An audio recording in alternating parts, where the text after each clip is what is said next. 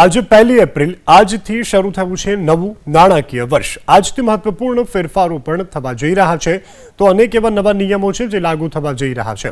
નવો income tax slab આજથી લાગુ થશે, જે હેઠળ 12 લાખ રૂપિયા સુધીની વાર્ષિક આવક ધરાવતા લોકોએ કોઈ પણ પ્રકારનો ઇન્કમ ટેક્સ ચૂકવવો નહીં પડે। આ સિવાય નોકરી કરતા લોકોને પણ 75,000 રૂપિયાના સ્ટાન્ડર્ડ ડિડક્શનનો લાભ મળી શકે। તેથી પગાર વર્ગના લોકોએ 12,75,000 રૂપિયા સુધીની વાર્ષિક આવક પર ટેક્સ ચૂકવવો નહીં પડે। આજથી બેંકોમાં જે મિનિમમ બેલેન્સ છે તે સંભવિત નિયમોમાં પણ ફેરફાર થઈ રહ્યા છે। જે ખાતાધારકો મિનિમમ બેલેન્સ નહીં જાળવે તેમને દંડ કરાશે।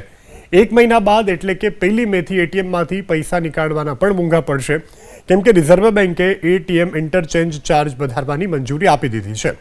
તો આજથી જીએસટીમાં પણ નવા નિયમો લાગુ થઈ રહ્યા છે। હવેથી જીએસટી પોર્ટલ પર મલ્ટી ફેક્ટર એથેન્ટિકેશન ઉપલબ્ધ થશે, જેનાથી કરદાતાઓની સુરક્ષામાં વધારો થશે। જો તમારો મોબાઈલ નંબર લાંબા સમયથી નિષ્ક્રિય છે અથવા ઉપયોગમાં નથી અને આ નંબર યુપીઆઈ સાથે લિંક છે, તો આપ યુપીઆઈથી ટ્રાન્ઝેક્શન નહીં થઈ શકે।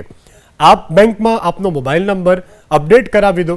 આજથી કેટલાક ક્રેડિટ કાર્ડના જે રિપોર્ટ છે તે પોઈન્ટ માળખામાં પણ ફેરફાર થવા જઈ રહ્યા છે।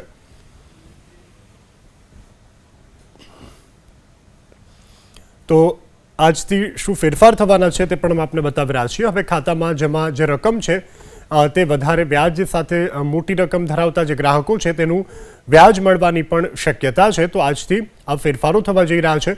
હવે બેંક ત્યારે જ ટીડીએસ કાપશે જો વાર્ષિક વ્યાજ કરતાં 1 લાખથી વધુ હોય।